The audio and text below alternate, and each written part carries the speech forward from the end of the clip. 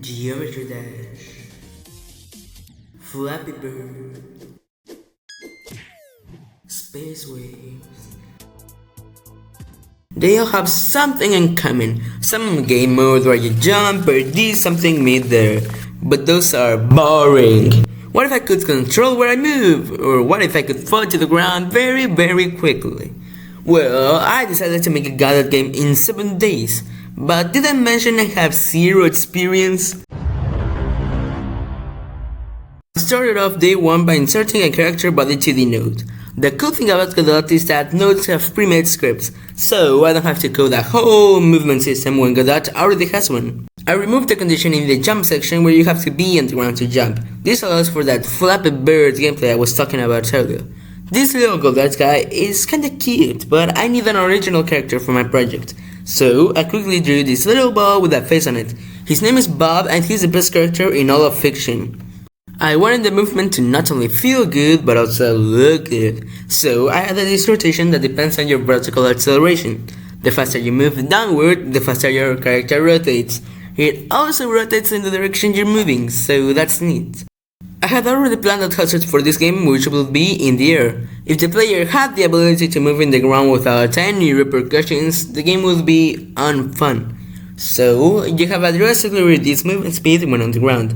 This way the player is encouraged to move up. I also added some blocks around, just so the map isn't empty. And the final touch! Drum rolls please! The camera constraints!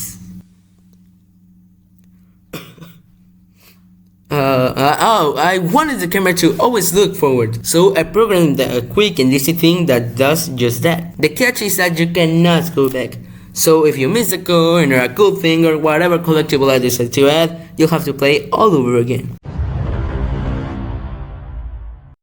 On day 2, I focused on building the game's special mechanic, the dive. But what does the dive do? Well, it gives you a very strong downwards vertical force that forces you to reach the ground vertically in less than a second. Vertically, which is cancelable with a jump or by hitting an object, aka falling very quickly on command. There goes so much more to making this feature than you think. Like, how fast should you fall? Should you be able to cancel it? Does it allow you to bounce? Oh yeah, bouncing. I made a bounce feature that's really self-explanatory. If you fall very quickly, you bounce very high. If you fall very slow, you bounce really low. Simple. On day 3, I published a test version of the game on my Discord server. Oh yeah, my Discord server! It's a very niche community, and by niche, I mean 21 members niche. I post devlogs of my games, and I posted this very game as a public test. What? That's unheard of! So if you wanna know what I'm up to and not have to wait till another video, you should join the Discord. I was in my room gooning till I realized I am on day 4 and I haven't done anything. Sure, I made a bow and its controls, but besides that, the game is not even close to a pre-alpha version, so I knew I had to lock in. And so, I transformed the game from this to this. And first of all, I made my own custom set, which looks very cool if I do say so myself. Only to later scrap it and make a better one. Only to later scrap it and improve on the better one. Only to later scrap. I also have to make procedural generation so the game is endless. And to make it, I have to make separate pre-made scenes to generate. So yes, you may see the same area twice. It also creates 2 areas ahead of the area you are in. These are loaded before you get to them, which prevents it from looking ugly after loading on the spot. I know about memory leaks and GPU usage and well, to be honest, I don't know anything about that stuff. I just know that having a bunch of stuff loaded is bad for processing and lags the game. So the area you just left is removed after the camera stops focusing on it, which is pretty smart on my end. This also facilitates the process of having 2 areas ahead of you, because I can just have a table storing each area loaded, and after an area is removed from the table it adds another one. Pretty clever. So yeah, that's pretty much everything from this fourth day. But trust me, I'm simplifying hours of work, and unsurprisingly, this was the longest day so far. I started day 5 off strong by making 3 new areas, as well as giving the face a brand new look.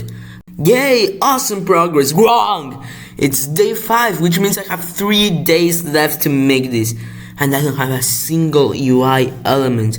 The player can't even die. Starting this day, I knew I had to lock in, and lock in I did. I had to build a whole system of signals and functions and all that stuff to build health for the player. All of this is very boring, so I'm summing up lots of work, but I did it.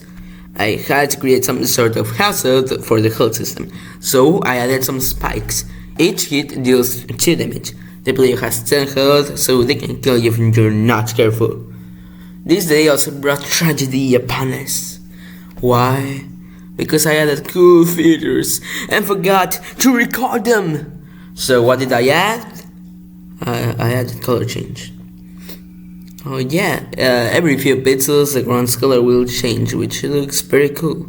I also made a new area and we're not exactly missing much. On day 6, I improved this color change by making it a transition. Ew, this looks very cool in my opinion, and I'm very happy with the results. I added a background transition along with the floors transition, which complement each other beautifully. I think this was harder than you'd think. GODOT has a default background change setting, but I wanted to change it through scripts and tweets, something I could not figure out how to do, so I had to switch to an alternative. I used a canvas layer along with a color rect for the background. Canvas layers act as UI. GODOT has a separate node for all UI elements, but they stay in place or follow their parent node if you parent it normally. So you have to use canvas layers for them to stay on screen always.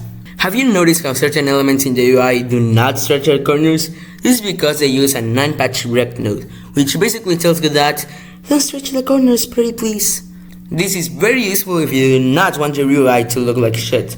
Setting the 9-patch rect was harder than you would think, but it could also be escalation in my end. Anyways, I use it to create a health bar. I don't know about you, but I like to know how much health I have when playing. This was very easy to implement, except for the fact that I could not get it to work for the life of me. It was also pretty late into the night, so I decided to call it a day and work on it tomorrow.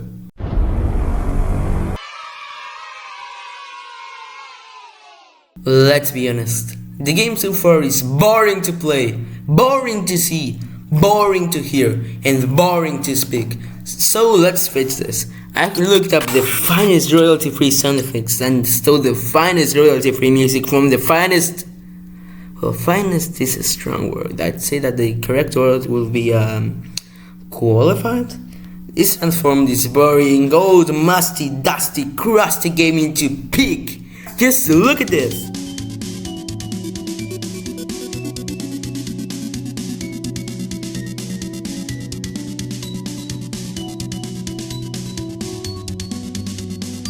Oh yeah, I also placed the health bar off screen. Speaking of the health bar, I made it look way cooler by making the color change depending on your health. I also wanted the spikes to break after you hit them, to not make it completely unfair. I was originally going for the shitty effect where the spike simply retreats after you get hit by it, and I could not get it to work like I wanted to. But thank the GODOT gods that I didn't, because I decided to do this other effect of the spike crumbling, and I cannot stress this enough. This effect is way better. I also decided to add some effects for getting hit to make it more finished. I made it so the effect is much more explosive when you die, just more polished so it looks and feels good. Finally, I created 6 new areas, which took about 30 minutes, mainly because I had to test them and balance them, yada yada yada. When I finally finished the game, I posted the link for the file on my Discord, which you can join now! And so, I managed to transform this to this, and finally this.